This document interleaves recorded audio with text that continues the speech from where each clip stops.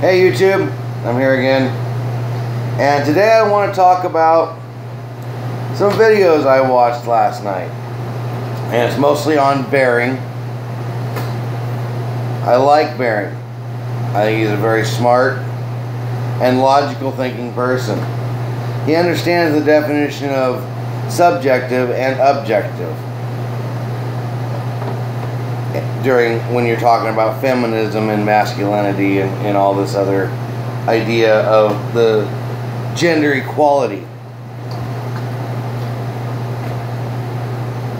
Gender equality is pretty much set in stone here in America. Yeah, there's a few problems here and there. Wage gaps, that's a non-issue really. Yeah, I'm sure it happens in a few places, but the majority of overall things, women don't get paid less than men because they have a vagina rather than a penis. That's just, you know, it's a fantasy that most feminists have made up to put their point across. Now, where the feminists should really be focusing their attention at is where the oppression of women really is happening. And that is in the Middle East, in ISIS's territory, and in a lot of the Muslim countries. You know, women aren't even allowed to leave their houses without covering their fucking heads. They're supposed to cover their heads and their faces before they leave the house. Now that's true oppression on women. Where they're not allowed to drive, they're not allowed to read and write, they're not allowed to go to school and learn anything because they're less than men. That's where real feminism or sexual oppression is happening. Not here in America. These are minor issues that will get worked out with time. I guarantee you. You feminists want to turn our boys, our young men, into little bitches.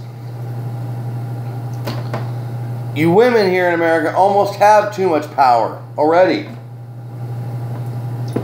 In the sense that you can go out to a bar, get shit-faced drunk, decide to go home with some guy, and then the next morning you wake up and you found out that, oh, he wasn't the most attractive guy in the world and you weren't very happy with it. Then you turn around and call the police and claim rape and have that guy put in jail. Just because you were unhappy about the guy you chose when you were drunk. It happens all the time. It's happening less as it, you know, it's becoming more of an unaware thing that's going on, that kind of a thing. But that's just too much power for you women. Now, if there's a truth, if there's proof that you got roofied or something like that, and you come up with physical evidence and proof, some objective truth, then yeah, okay, I can say that guy deserves to go to jail for rape. But if you just got out, got drunk, and you were horny that night, and you just picked the first guy that showed you some attention, and you weren't paying attention to the way they looked, in your opinion of what's attractive, and you decide to go home with him, you know what? That's your fuck up. Don't fucking go claiming rape on some guy when you made the stupid choice to get drunk and go home with the guy. I'm sorry. Most of you women go to them bars and get drunk for a reason. It's not always to get laid, but sometimes it is.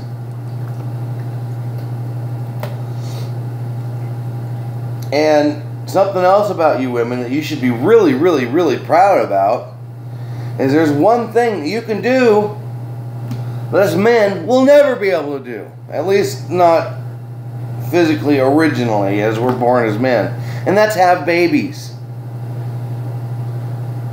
You women are genetically engineered to have children, to continue the procreation of the species, to have children. That's something you should be super proud of. I mean, like, yeah, we're better than men because we can have babies. Yeah, in that sense you are. Because us men can't have them. Period. Maybe someday in the future we'll be able to, you know, with all the medical technology we have, you know, genetically engineer a uterus for a man and then give his DNA to it, grow this, you know, the cells around it, and then implant it in a man. Someday in the future, men may be able to have babies, but as it stands right now, and through the times of history, women have been the only ones to be able to have babies. You are the ones that continue the human species. And you're the only ones that can do it. So, you know, saying that, oh, there's things out there that men can do that women can't, well, you know what? That's one biological thing that you women can do that us men can never do. So be proud of it. You know, I don't feel less than because I can't have babies. As a man, it would be interesting to find out what it's like to be able to create life like that. To feel something living inside you. I mean, that sounds kind of interesting. I mean, it doesn't sound fun by any means, but interesting, yes.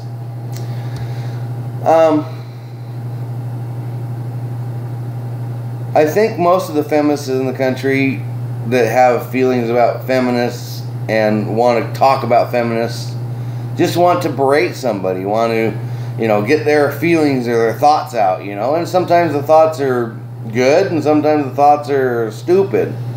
You know, you got to realize the definition of objective and subjective.